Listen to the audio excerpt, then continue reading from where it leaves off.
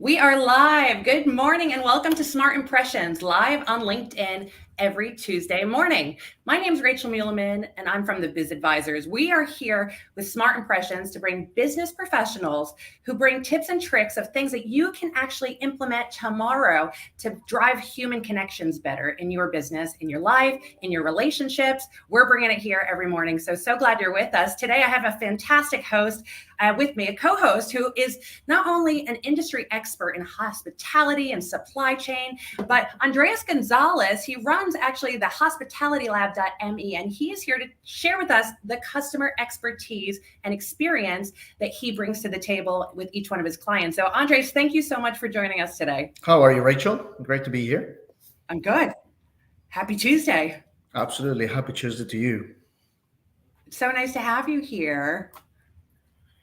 Yeah, I mean, it's a great week here in Dubai. You know, we got GITEX on. There's so much going on this week. I think this is just the cherry on top to make it Absolutely. a great one. Well, it's so nice to have you here on our discussion. We only have those 15 minutes, really short and sweet. I invite all of our listeners right now to jump in and ask questions while you're here, because that's the fun of it. We get it engaging. We get to answer questions as they go live. And so our conversation today is all about customer experience. I must say, Andreas, you probably shared this with me. One of my biggest pain points is getting bad service. It's like the worst thing anyone could do, any business can do, and it actually is horrific for so many different ways. So I know you're helping businesses left, right, and center with this problem and overcoming this. What is customer experience, and why is consistency so important? Well, I think the way I help businesses get through this barrier, it's primarily to reverse engineer what they do.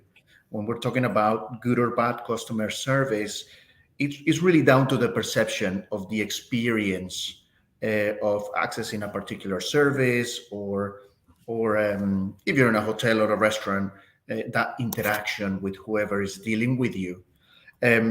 I always go back to a book that is like a Bible for this, and it's called the Experience Economy. And it's all about how are we making feel people, whether if it is in a waiter to guest interaction, or how are we making them feel where they navigate through the funnel in our websites. Is that feeling, if you can pinpoint how you want your clients to feel when they interact with your business, that's where you start in terms of getting the steps right to ensure consistency. No doubt. Well, I love that you're talking about the human emotion. I think that's a big part of it, because I mean, I think I experience when I get bad service, how do I feel? I feel like someone doesn't care. Someone doesn't actually Absolutely. care, right? And that's that emotional, that trigger. So what are some of the things that you're finding that businesses want their customers to feel like? Maybe Well, some of those it adjectives. depends. I think it depends on the product or service. If you go into hospitality, most people want to feel that sense of familiarity when you go into a hotel, when you go into a restaurant. You know, here in the Middle East, where you got relatively robotic people that are there to serve you when you go to a restaurant, you want that sense of familiarity. You know, not the mom's hair type service. If you're navigating through a website, or if you're going through a call center, um, you want to feel at ease. You want to feel that the experience is going to be one that is going to be rewarding and reliable. This is what's key. In hospitality, you have that human element on a live interaction when you're going through the funnel on a website, or just if you're browsing a particular website for a service or product. You need to feel reassured as you go through the process that it's going to work, that it's going to do what you want it to do, and there's going to be no complications attached. So familiarity, depending on the context, or reliability, depending on the other. Let's say if it's not a face-to-face interaction. Fantastic. Okay. Well, I got a good question for you. And then we got already people jumping in, and I love it. I want to say hello to everybody that joins us. It's so fun to have you here. So thank you for joining us. And I want to highlight your question. So, Reese, you got a great question for Andres. And I'm sure a lot of people probably have this same question. So thank you for sharing. It's about those companies with big organizations. They have lots of different departments. So, how do you ensure customer service is at an optimal level when you have 50 plus stores? Right, that change a Absolutely. culture within a brand, how is it fulfilled? And that's really going to one of my next questions, which is about that uniformity across diverse interaction points. How do you Mhm. ensure that?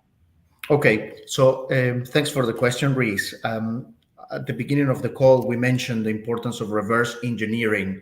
So when it comes to customer service, it's important that we develop a blueprint of the behaviors that we need to replicate at every stage of the customer service journey, so that we can go, okay, we want our customers to feel happy at the end of the meal.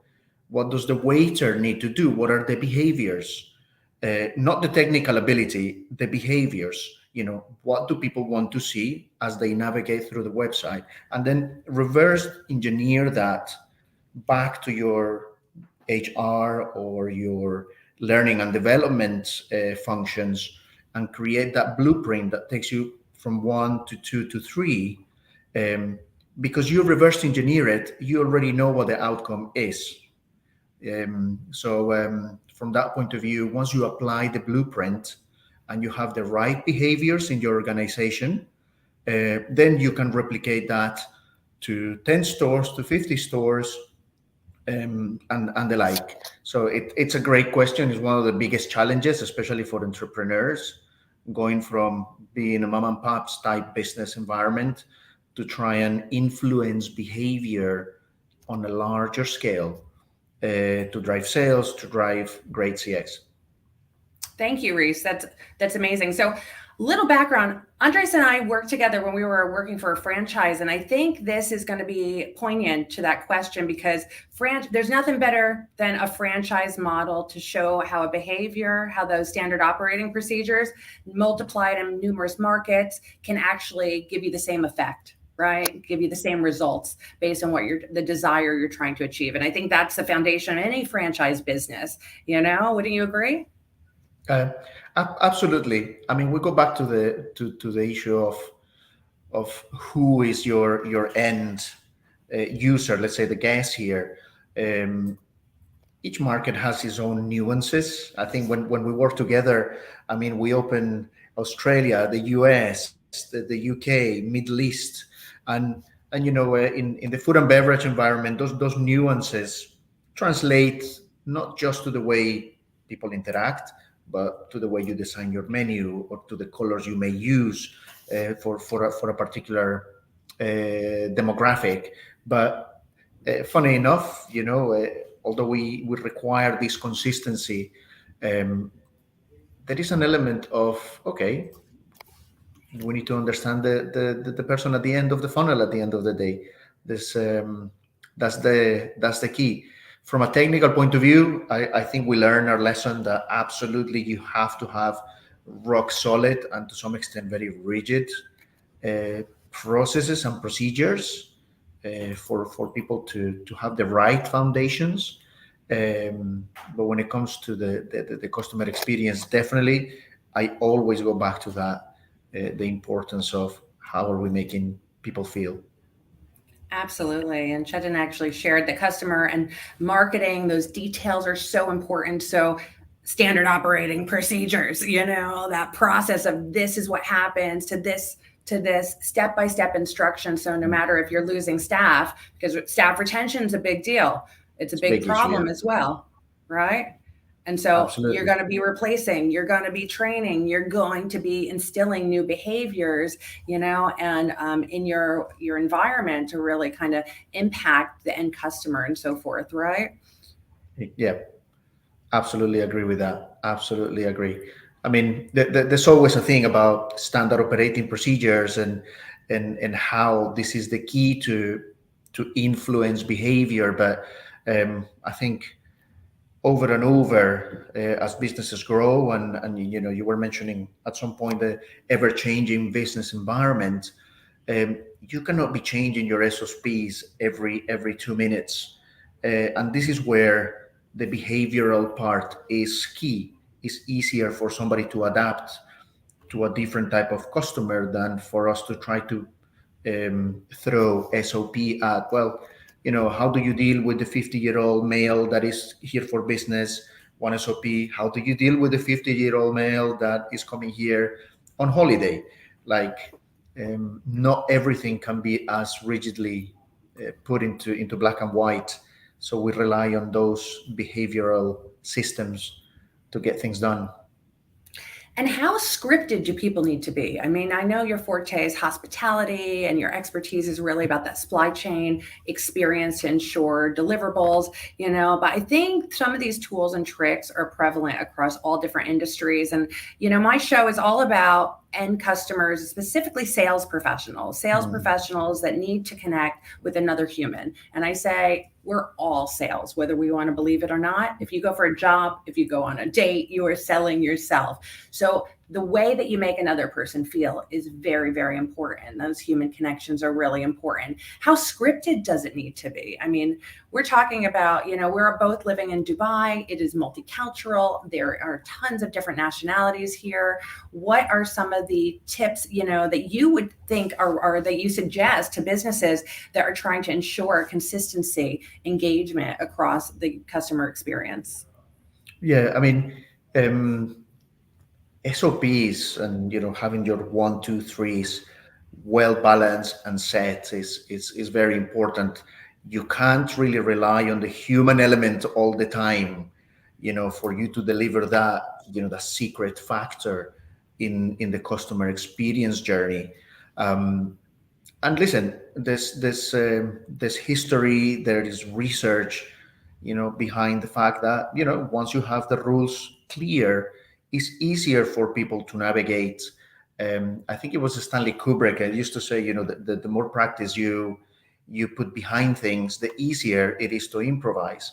So when it comes to customer service, customer experience, the technical element is key. That's where your steps of service, the journey throughout, the funnel in your website is so important.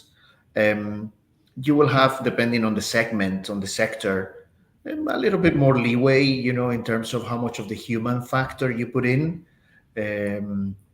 But absolutely, there's absolutely no indication that the combination of solid methodology, SOPs and the like, and behavioral theory produces the higher yield in terms of results and profitability.